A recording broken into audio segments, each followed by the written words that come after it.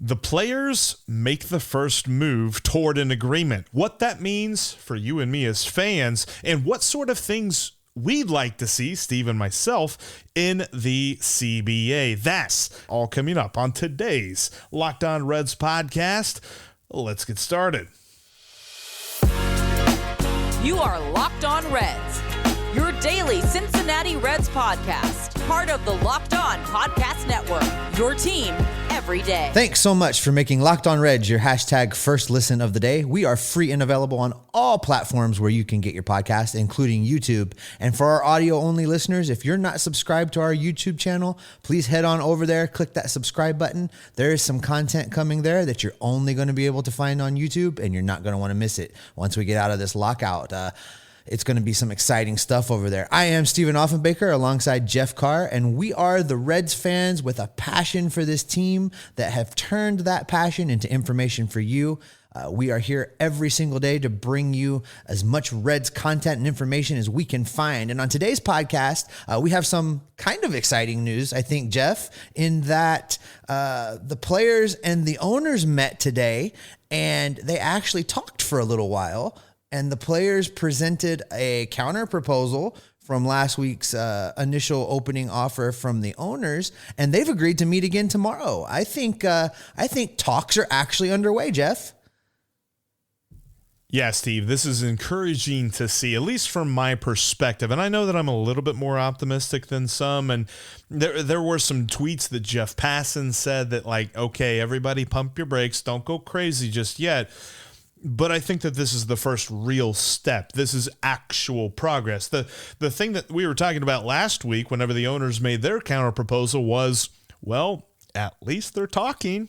Today, they really did some key things. The Players Association officially rescinded one of their three big things. There were three big sticking points that were in that first proposal from the Players Association that the owners said they will not budge on. And the thing that they completely rescinded from that proposal was the idea of a shortened period to get to free agency. Now, we're talking about a period that currently is 6 years. They would have made it 5 years for a player that reached 30 and a half years. And then eventually it would turn into a player who was 29 and a half years old. If they had 5 years of service time by that point, they'd make the free agency. I know. Everybody's falling asleep right now with all this. Here's the big point of this. They have made the first move. And for everybody out there that is going, oh, the players are just being a bunch of greedy little babies and things like that.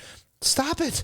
It's done. That's not the case anymore. They are the first group to make a move in this negotiation. They want to play baseball. They want to get back on the field. They were locked out by the owners. They're not making a choice to not be on the field right now. The owners locked them out, and they are saying, you know what? We understand. We don't want the season to get postponed. Here's an olive branch. Bravo, players. You hit a really big point right there, Jeff, also in that narrative that was out there and that has been out there that the players are greedy. The players are trying to take all the money. Those poor owners can only afford to lease their private jets now instead of buy them outright.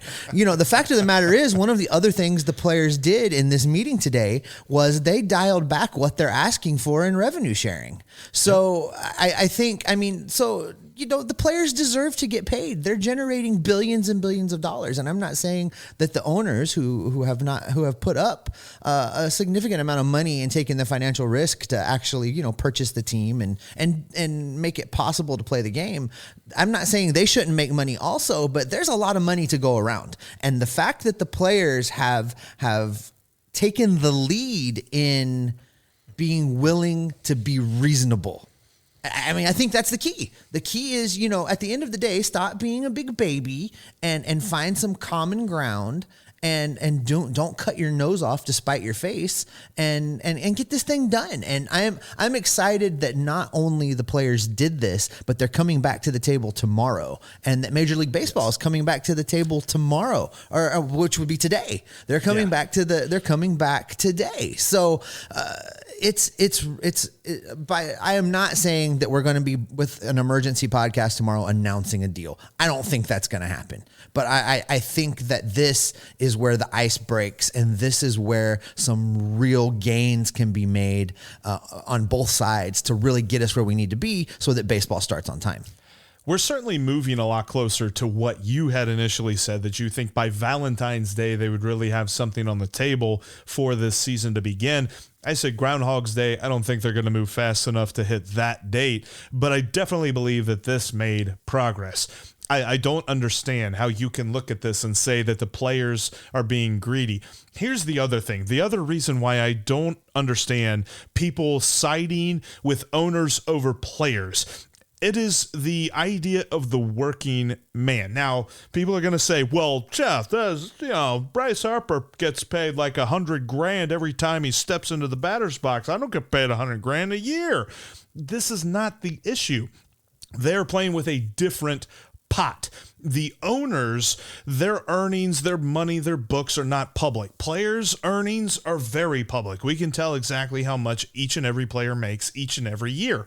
If the owners were made public, I'm pretty sure everybody's eyes would just go, wow, why on earth did we ever support any sort of greedy ownership thing over the players in this instance? Because you're talking about an owner who makes in the billions that is paying Jonathan India less than $1 million next year. Yes, Jonathan India is not going to make $1 million next year. He was the rookie of the year. He is the future of this franchise. And yet the ownership group for the Cincinnati Reds continues to rake in the dough for a guy that they pay a very, very tiny amount of the pie in which they make out of the oven. I don't understand how you can side against the players in this regard. I think Major League Baseball owners for generations now have done an outstanding job of painting the players as being the greedy bad guys. But the fact of the matter is, the truth of this story really is that in these labor negotiations, if you want a way to try and bring it home to something that the everyday person might understand, you're talking about the Major League Baseball players being the workers at the Amazon warehouse, and the owners are Jeff Bezos. That's really what we're looking at. It's the same thing. So if you're picking the side of the owners in this labor dispute, you're also picking the side of Bezos versus the Amazon warehouse workers. I mean, it's the same dynamic. It's the same relationship. It's the same division of money. It's a bigger pot of money, granted, that we're talking about here, but it's the same thing. And I just, for all of the things that Major League Baseball ownership group and the commissioner's office has done wrong, they have been very, very good for a very long time at controlling the narrative. And it's why I like the players making this early olive branch offer to at least come back to the table and pull some things back that they know the owners don't like, because it helps to control that narrative. It helps them to drive the ship as far as what's being put out to the public as this negotiation unfolds. And kind of mentioning the thing about Jonathan India real fast is something that the players still have from their initial proposal that they did not budge on, is the idea of decreasing the amount of time it takes a player to get to arbitration. They want it to only be 2 years. They want 2 years of minimum, rookie salaries, and then they go to arbitration. They start moving up the food chain when it comes to money. I don't think that's unreasonable, but that's the one thing they did not bend on. However, the union feels as though the concessions that they've made is more than enough to continue these talks going, and obviously that's the case because they're talking today. We're going to see if there's some more progress made in that realm. Speaking of progress, Steve, we're going to talk here for just a moment about what you and I, want added to this CBA, some things that could help fix baseball. But before we talk about that, it's time to grab a Built Bar. When you think of this New Year's time and the resolutions and all that stuff, you're talking about getting healthier. Built Bar absolutely needs to be at the center of your plan, because when it comes to getting healthier, you cannot outrun a bad diet. Built Bar understands this. And you're going to get to a certain point in that diet where you're just going to be like, screw it, it ain't worth it. Give me some chocolate. Built Bar's made with 100% real chocolate, but it's going to fit right into your diet because the numbers are amazing. We're talking about an average of about 130 calories, up to 17, sometimes 18 grams of protein, low in sugar, low in carbs, and it's going to be a million in taste. Check them out today. They've got amazing flavors like cherry barcia. Coconut brownie chunk is a real winner. Plus, you've got stuff like mint brownie, a bunch of different peanut butter flavors, all the fruit flavors you can think of. Check them out at built.com today and use the promo code LOCKED15 to save 15% off your next order. Stock up, beat your diet, and get healthier while also eating a bunch of chocolate. Yeah, that sounds like a pipe dream, but it's not, at built.com. And again, use the promo code LOCKED15 to save 15% off of your next order of the amazingly delicious Built Bar.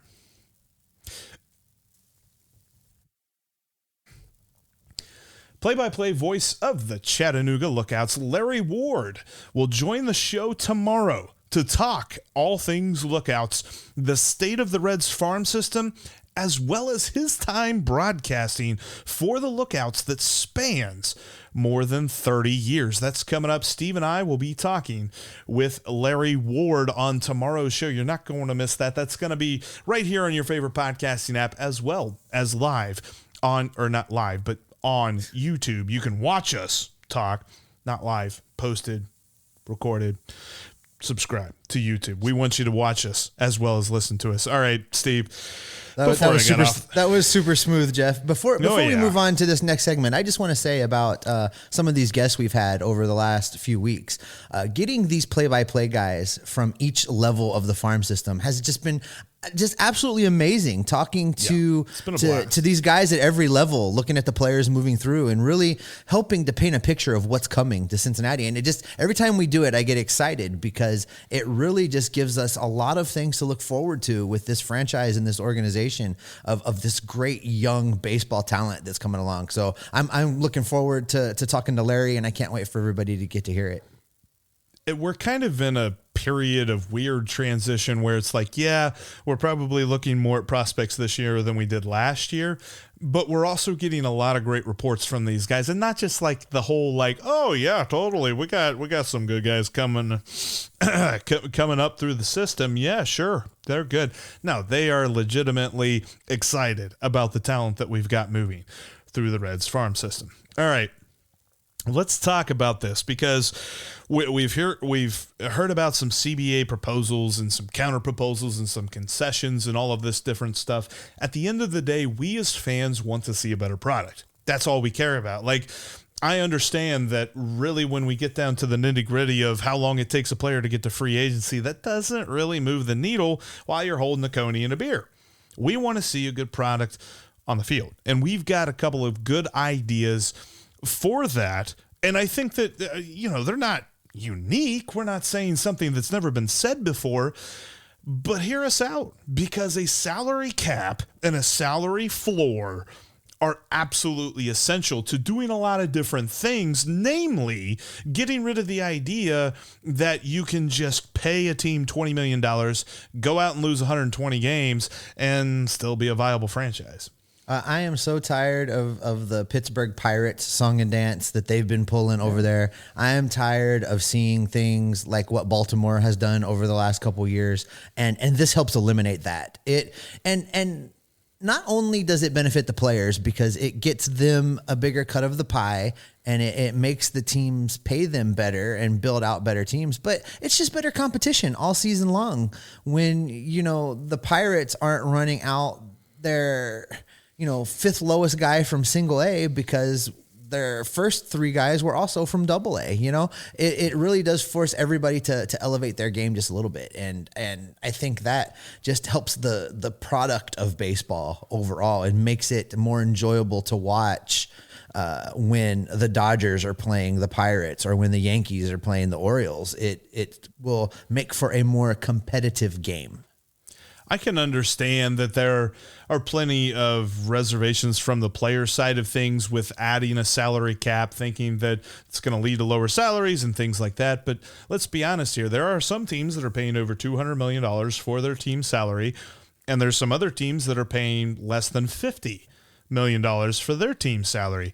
If you kind of bring those up a little bit, maybe you increase the parity. Hopefully you would increase the parity in the league and not just have, series after series of, it's the Orioles against the Yankees. I wonder what's going to happen here.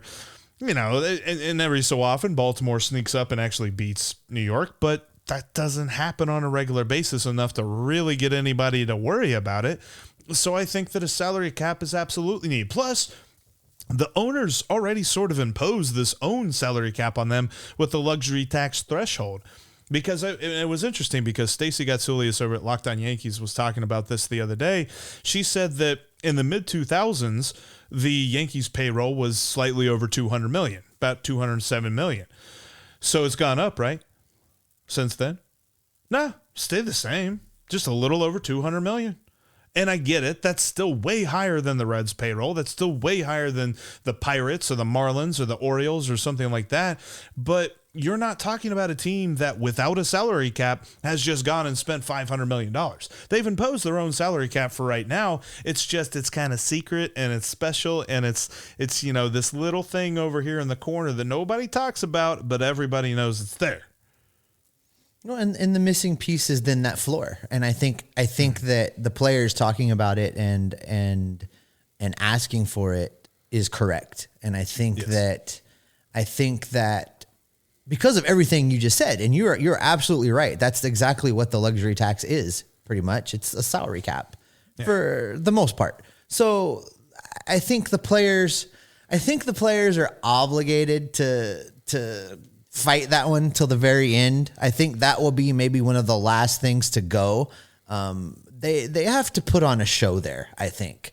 But at the end of the day, if the floor is set high enough, it makes perfect sense for them to also accept a salary cap in that $220 million range. I agree. And I think that kind of controlling the finances a little bit, especially with the salary floor, helps out with the whole just disparity when it comes to there are some teams that tank and there are some teams that don't and different things like that. So I would love to see that.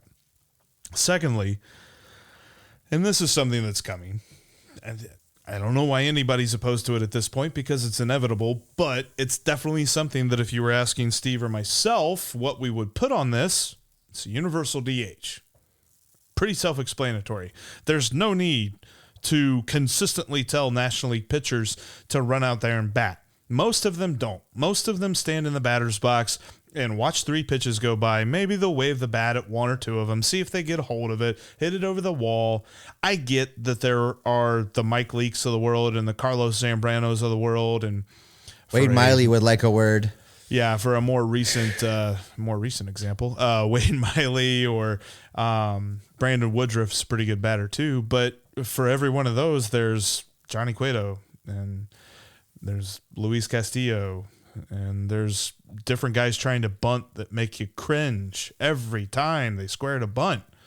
Because, yes, that's the only thing at this point that we want a pitcher to do is just lay down a bunt and advance the runners. Even if there's nobody on, might as well just lay down a bunt. I don't know. Give me a universal DH. I'm tired of all that. All right, Jeff, we've got a lot more ideas on things we can do to kind of help fix the sport and help move this CBA along. But before we get into that, I want to talk for just a minute about betonline.ag. Betonline.ag is the only place that I trust with my sports wagering fund, we'll call it. They are kicking off the new year with a march into this NFL playoffs. They've got basketball. They've got casino games. They've got UFC. They've got all the sports that interest you, and they're giving you a way to put a little action on every single one of them. And to help you along a little bit, if you use the promo code Locked On, they're going to give you a 50% welcome bonus. That's free money from the house for you to, take your sports knowledge and put it to work for you and put a little money in your bank account all at the same time. That's betonline.ag using the promo code Locked On for a 50% welcome bonus. So head over there today, get your bet on, fill up your bank account. Look forward to seeing you there. All right, Jeff, let's get back into this talk about how we can fix the CBA and move Major League Baseball in a more exciting direction. Jeff, it's funny because I've done a complete 180 on the designated hitter. I was initially against the designated hitter. I still cling to some of my baseball traditionalism and purism, I guess, but the more that I've really sat back and analyzed what's gone on in the sport and just looking at, how much time and energy is put into perfecting this craft of hitting. And then you look at the pitching side of things, how much time and energy is put into perfecting, throwing the perfect pitch and getting all of this break and doing all these things. I think it's unreasonable to ask these pitchers to focus on the pitching, but then try and hit those things at the same time when they don't put near the time and energy into it that everybody else does. I think from a safety standpoint, I don't want the pitchers in there when they don't know what they're doing. I think from a professionalism standpoint, let's not put amateurs in every ninth at bat. Let's not do that. The biggest thing for me was the often talked about strategy of the game. And is there going to be a loss of that? And will the bench not be important? And, what about the double switch? And what about all of those things? And what we've seen, especially from David Bell, who has to always be doing something, what we have seen is he finds ways without making a pitching change to make moves happen. And he is going to play the analytics and he's going to use pitch hitters. And I think that's the new baseball. I think that's the new game. So it eliminates all of the arguments I had for keeping pitchers in the lineup are gone. And I'm on board. Give me the universal designated hitter. So maybe not only baseball traditionalists are crying, but maybe David Bell's crying too because part of his job goes away. But need a universal DH absolutely this year. Should have happened last year, but it was a bargaining chip that both sides saw as a bargaining chip, so neither side wanted to give it up, so it didn't happen. I talk about being a baseball traditionalist or a purist or however you want to label that, and I think that leads us to a part of this conversation that makes me cringe a little bit, Jeff, but I think that baseball is going to have to find a way to get a little bit more exciting for the youngsters. Sure. And I know that makes some of the old timers want to go shout from the front yard. I understand. I get it. I feel it in my heart as well. But, watching some of the things we see in football and the excitement and you never know what's going to happen of the whole thing. Baseball needs to bring some of that back. And there's some things that have gone by the wayside that have removed some of that energy from the game. I'm talking about things like the hit and run and the stolen base and things that have gone away just because these athletes are so good now. Catchers are so great at throwing out runners. You can't get a good jump. It can't be done. So maybe it's time to make some tweaks to bring some of that energy back. Maybe it's time to have a conversation about changing the size of the bases. Maybe it's even time to have a conversation about making changes to the pitcher's mound in order to put more balls in play. I know, gasp. I think maybe it's time, Jeff. I think it's been, 130 years since they moved the pitcher's mound. So maybe it's time. Maybe it's time to look at that because I think that as a sport, they've got to see what they can do to evolve because for those that don't believe that it is, or for those that still believe, let's put it this way, for those that still believe that baseball is America's pastime, I raised you this past weekend in football. I love baseball. Baseball is my favorite sport. Baseball, far and away, I love it more than football and all this stuff, but that is my personal opinion. The world, or at least America, the world. Anyway, let's not get into that. But I can't wait to see your mentions on Twitter. They were watching football this past weekend, as was I, and was just the jaw to the floor, loving every minute of it, wanting to figure out exactly how long the Kansas City and Buffalo overtime could last, wanting it to last much longer than it did. It just that was one of the best games of football that I ever did see. And because of that, it's very obvious baseball's got to evolve. They've got to figure out some things because the way that they've been doing it these recent years, and lots of that has to do with the current leadership of the sport, but if you can change the sport a little bit, maybe move the fences back, maybe do what Camden Yards is doing and moving the left field. They're only moving left field, but encourage more in play stuff. Because as it is right now, we're talking about Earl Weaver ball. We're talking about we want 3-run home runs. We want grand slams. We want to load the bases with walks and hit a home run. That is the way that the game is played right now. And if you don't want to see that change, don't do anything.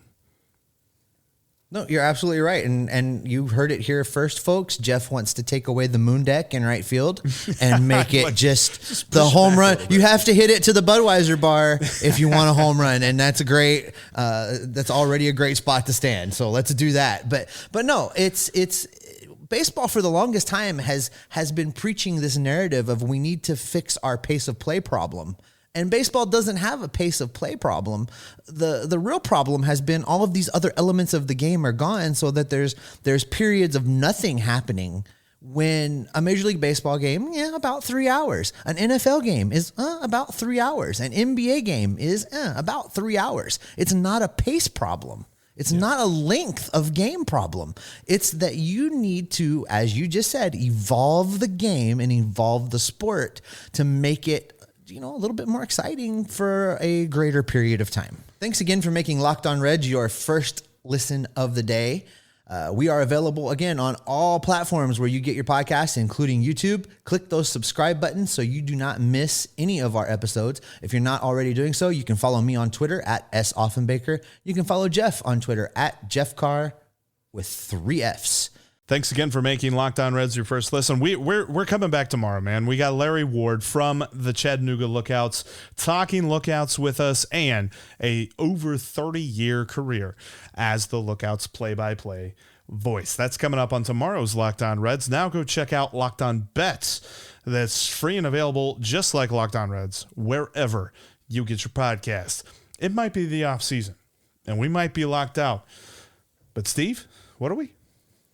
We are Locked On Reds every single day. We'll see you tomorrow.